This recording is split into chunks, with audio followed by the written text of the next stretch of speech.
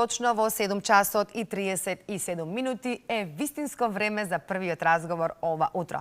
Веќе добро знаете дека секој петок е резервиран за гости од клиничката болница Аџи-Бадем Систина, а ова утро на гости ни е Александар Божиновски, доктор Александар Божиновски, специјалист по кардиологија. Докторе, добро ви утро. Добро дојдовте во утринската програма.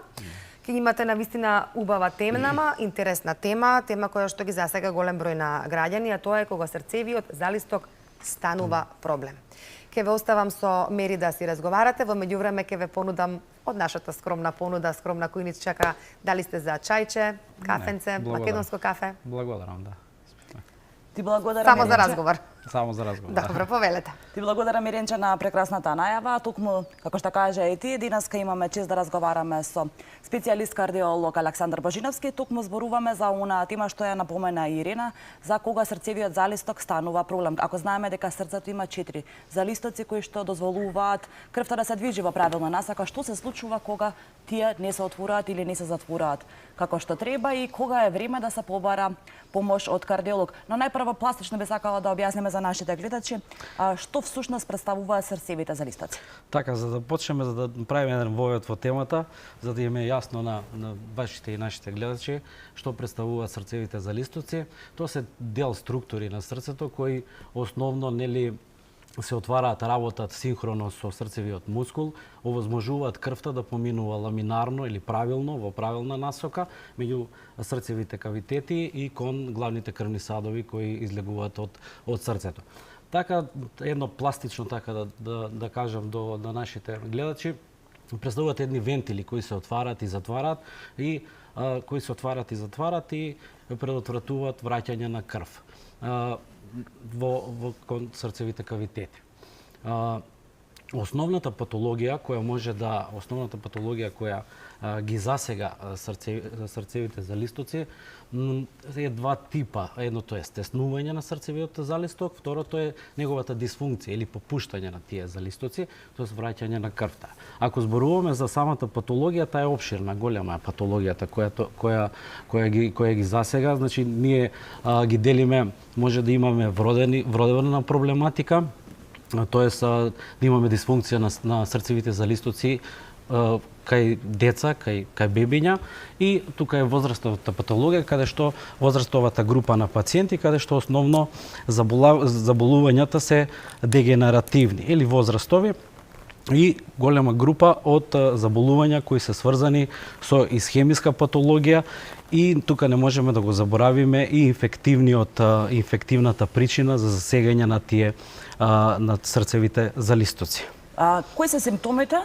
За да знаеме дека можеби навистина имаме ние проблем со срцевите залистоци или пак можеби долго време да имаме проблем, а да не знаеме воопшто да функционираме како што треба. Кои се првите оние црвени знаци кои што ни велат време за посета на кардиолог? Так. Имаме проблематика кај срцевите залистоци, може да пациентот да има проблем со еден или два срцеви залистока, повеќе време тој проблем да не се изјавува, да имаме некои лесни симптоми, да имаме симптоми кои ги поврзуваме со нешто друго, без да знаеме дека тоа е срцев проблем. Оние големи мејор симптоми кои се појават и кои се алармантни или црвени знаци, тоа е основно силната градна болка, како еден сигнификантен симптом кој се појавува или во умирување или при обична физички напор. Тука е секако симптомот на гушење или недостиг глад за воздух, како втор голем симптом. Третиот симптом кој е така фрапантен е синкопата или загубата на свест кај пациенти кои секако веднаш се алармира и веднаш пациентот се упатува кон лекарска помош. Тука е отоци по двата долни екстремитета, силниот замор. Тоа се генерално главните тие симптоми кои се така алармантни и кои ги тераат пациентите да посетат и да побараат лекарска помош.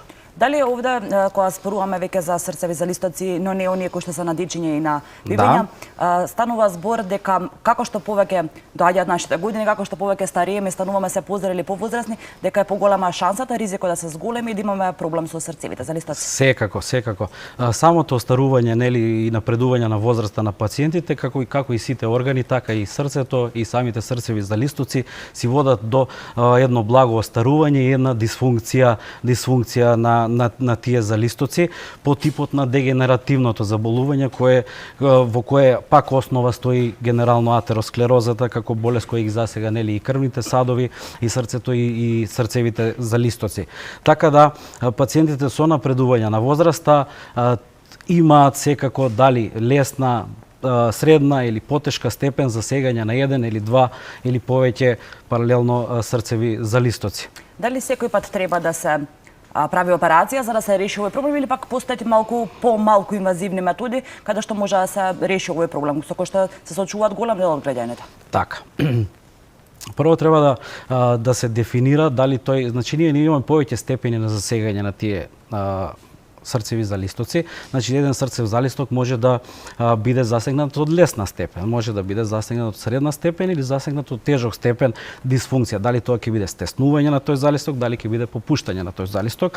Нашата работа е да дијагностицираме која е степен на дисфункција на тој залисток и тогаш е многу важно, нели, пациентот да е симптоматичен, ние тоа да го откриеме и да има симптоматика. Не секогаш се прави операција, кога е прва или втора степен до средна степен, се менаџира, тоест се советува пациентот како да живее со тоа, се даваат лекови кои го забавуваат тој процес, но кога имаме тешко засегање на еден или два залистока, често и два се паралелно, 2 до 3 залистока се проблем, се налага интервенција. Значи типот на интервенција кој ќе се прави зависи од срцев тим или хард тим, сега популарно, тоа не зима еден човек решение како да се менаџира тој проблем.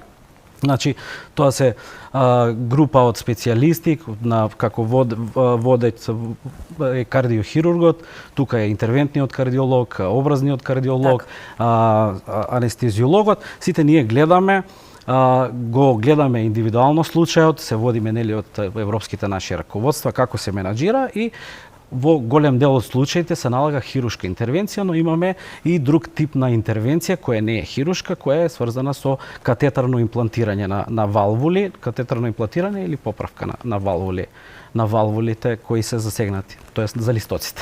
Така, кога веќе зборуваме за оваа тема, она што сите сме слушнале барам еднаш или два пати во животот е шум на срце. Шум на срце кај повозрасни, шум на срце кај дечиња, шум на срце кај новороденчиња. Дали шумот на срце секогаш се поврзува со проблеми со срцевите залистоци или пак можеби и шумот и не е толку опасна појава и само од себе исчезнува со текот на времето?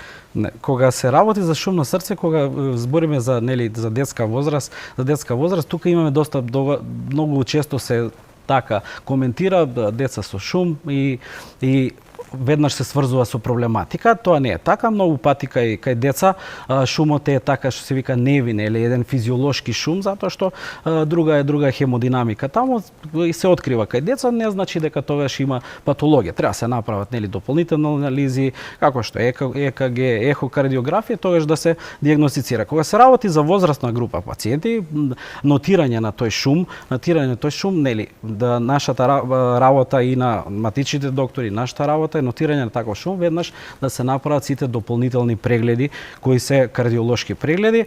Најчесто е тоа патолошка појава, но нотирање на тој шум не значи тежок проблем. Може да значи дека има полесен и средна степен проблем, за да знаеме ние да го менаџираме со времето тој проблем. Значи шумот на срцето не секогаш е толку опасен, бидејќи кога некој ќе каже шум на срце, сите се вознемируваат и се спремаат на најлошото, на некој инфаркт или на некоја друга болест. Па добре вака да го објасниме ова за да знаат и нашите гледачи дека шумот на срце не е секогаш толку многу опасна работа. Посебно кај младите пациенти, кај повозрастните, секогаш, значи има потреба од дополнителна анализа на тој шум и поврзано со патологија. Овде би сакала да го заокружиме нашиот краток разговор за оваа тема со тоа што ние зборуваме сега кои се проблемите и што ни се случува, а би сакала да обрнеме внимание и на превенцијата, што можеме да направиме за да не дојде до оваков степен, за да не дојде да треба да се прави операција, да се отвара срцето, бидејќи знаеме дека навистина тоа е стресно за сите и се што е поврзано со срце, ние при срце. Секако, ние многу зборуваме нели за таа превенција, превенцијата е редовните прегледи кај кардиолог, откривање на сите тие болести кои водат до побрзо остарување или побрза дегенерација на сите тие залистоци, како што е шеќерната болест, како еден голем мејор фактор кој влие секако за побрзо остарување на крвните садови и на паралелно и на срцевите залистоци, тоа е артериската хипертензија, дислипидемијата, самите многу важно е и да самите сите пациенти знаат во нивното семејство какви мајка, татко, брат, сестра, тоа е генетички причини да отидат порано, да се направат сите анализи, сите прегледи, порано да се открие ако имаме, затоа што овие сите овие хронични болести генерално течат асимптоматски и нивното рано откривање, нивното рано третирање го забавува процесот на остарување на самите залистоци на срцето, со тоа ние превенираме за да тој проблем го ублажиме и го стопираме со времето. Значи да апелираме до сите редовни кардиолошки прегледи? Апсолутно. Редовна посета на доктори, внимавање на нашето здравје и давање се од себе да се храниме здраво, да живееме вистински и да внимаваме на вистина на нашето здравје, бидејќи тоа е онај што ни е најважно во животот. Овдека би го заокружила овој разговор со нашиот денешен гостин. Ви благодарам многу што бевте дел од утринската. Се надевам дека нашите гледачи корисни за нашите гледачи. Ви благодарам многу уште еднаш. Докторе, и јас ви благодарам за гостувањето. Само Мери Накусо, за да се поврземе со следниот прилог, сакам да прашам дали овие лица кои што имаат ваков проблем, дали е дозволено спортување? Зависи од тежината на проблемот. Зависи од тежината на проблемот. Луѓето кои имаат нели лесна степена дисфункција на 1 или 2 залистока, апсолутно е дозволено да спортуваат. Така. Значи може да се живеат нормален, да кажам, живот со хигиенско-диететски режим. Ви благодариме за гостувањето.